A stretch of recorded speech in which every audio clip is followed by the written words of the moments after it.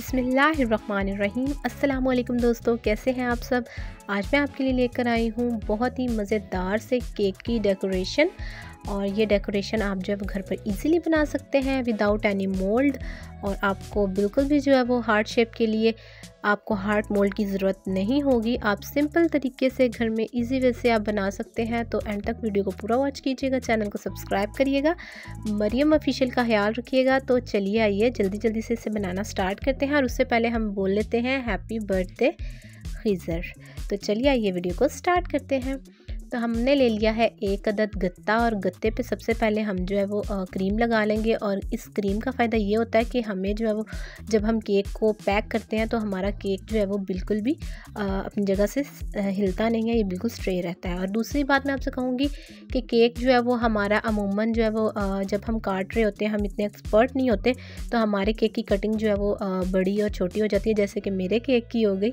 तो मैंने इसे किस तरह से हैंडल करना है वो भी मैं आपको बताऊँगी। ज़ाहिर है अपनी गलतियों से मैं सीखूंगी और मैं आपको सिखा सकूंगी।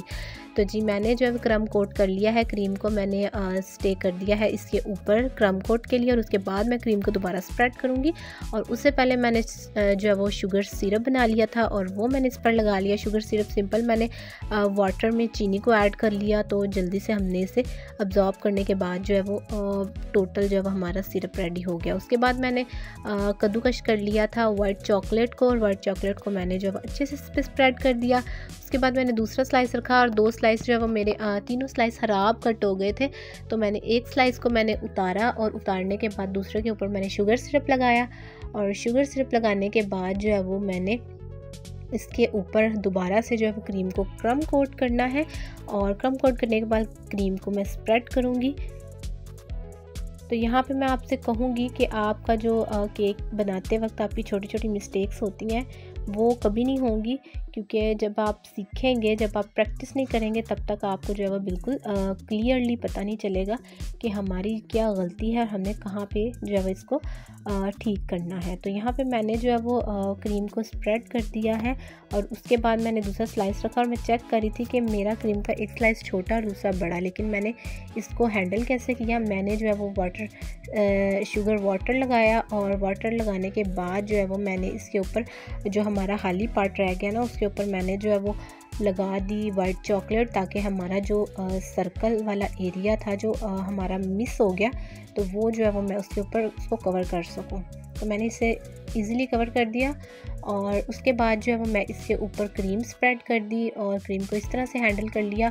और अमूमन गर्मियां हैं, आप जानते हैं कि क्रीम जो है वो बिल्कुल स्टे नहीं होती, तो मैंने जो है वो 2 दफ़ा क्रीम को बीट किया था। बीटिंग के दौरान जो है वो अगर आपको लगे कि क्रीम जो है वो आपकी थिक नहीं है, आपकी क्रीम जो है वो मेल्ट हो रही है, तो आप इसे साथ साथ जो है फ्रीज़र में रख सकते हैं। और मैं इसी तरह से काम करती हूँ। तो मैंने जो है वो इसे दूर भेजना था, और मैंने जो है वो इसे बॉक्स में रख के देखा कि हाँ जी ये बॉक्स में आ जाएगा। तो मैंने फिर जो है वो इसे निकाल लिया, क्योंकि मैंने इसे नेक्स्ट शेप देनी थी। पहले मेरा इरादा था कि मैं इसे जो है वो बिल्कुल राउंड शेप ही दूँ, लेकिन फिर मेरे दिमाग में आया कि हम इसकी शेप चेंज करते हैं और अपनी ऑडियंस को भी बताते हैं कि किस तरह से हमने इसकी शेप को चेंज किया। तो मैंने जो है वो 2 सर्कल्स लगा लिए, और आप देख सकते हैं बिल्कुल हल्के से सर्कल लगाया, और एक साइड से जो है मैंने इसे कट कर दिया।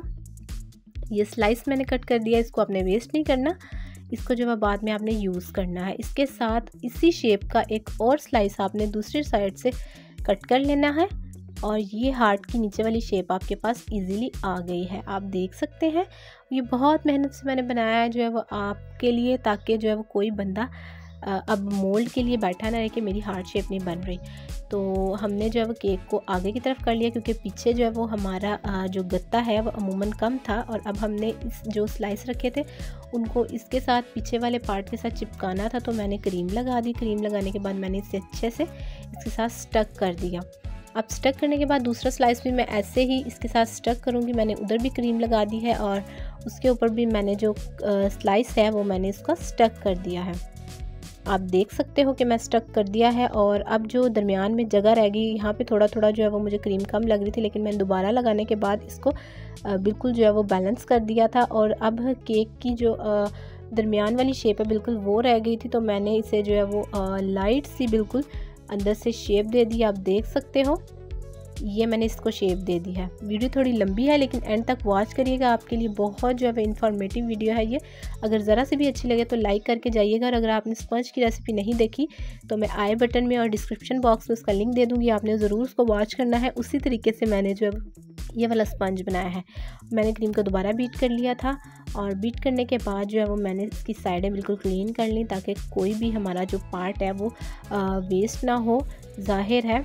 और मैंने इसे पाइपिंग बैग में शिफ्ट कर दिया। अगर आप पाइपिंग बैग की या फिर जो न्यूट्रल जेल है उसकी रेसिपी आप देखना चाहते हैं तो आपने मुझे कमेंट सेक्शन में लाजमी बताना है। मैंने न्यूट्रल जेल बना ली थी, इसलिए मेरे जो है वो नेल्स उससे ख़राब हो गए थे।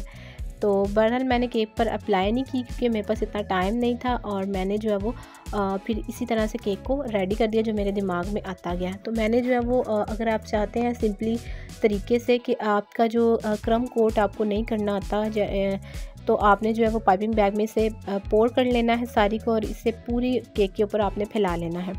और उसके बाद आपने इजीली जो है वो हर पार्ट के ऊपर आप इसे लगाएं, और सारी जो क्रीम है उसको आप जो है वो इजीली हैंडल आउट कर सकते हो, क्योंकि आप बिगनर हो, और बिगनर्स के लिए जो है वो ज़रूरी है कि आप जो इस तरीके से क्रीम को यूज़ करो। तो मैंने जो है इसकी साइडें सारी जो है वो बिल्कुल क्लीन कर ली थी।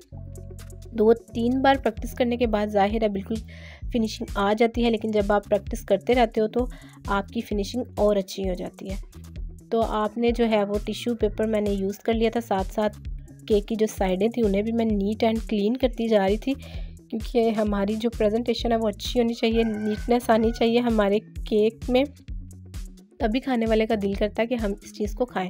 तो मैंने यहाँ पे कुछ बंटीज़ ले ली थी, और उनका नाम मुझे नहीं पता, चौकोज़ था आई थिंक। तो मैंने जो है वो सारी, मेरे दिमाग में आइडिया आया तो मैंने कलरफुल बंटीज़ ले ली और मैंने इसके ऊपर जल्दी जल्दी से लगा दी। और लगाने के बाद जो है वो मैंने बिल्कुल जो है वो इसको सेट आउट कर दिया था कि अगर कोई भी हमारा पार्ट जो है वो क्रम कोट ऊपर आ गया है तो हमारी जो बंटीज़ है उससे जो है वो हमारा सारा छुप जाए। तो हमने जो है वो जल्दी से ऊपर नीचे करके इसको डिज़ाइन देकर हमने जो है वो इसकी बंटीज़ की शेप इसको दे दी है और लगा दी है। और उसके बाद मैं आपको बताऊंगी कि मैंने जो है वो चॉकलेट सिरप बनाया था। अगर आपने उसकी रेसिपी देखनी है तो आपने वो भी मुझे लाजमी बतानी है, मैं आपके साथ ज़रूर शेयर करूँगी।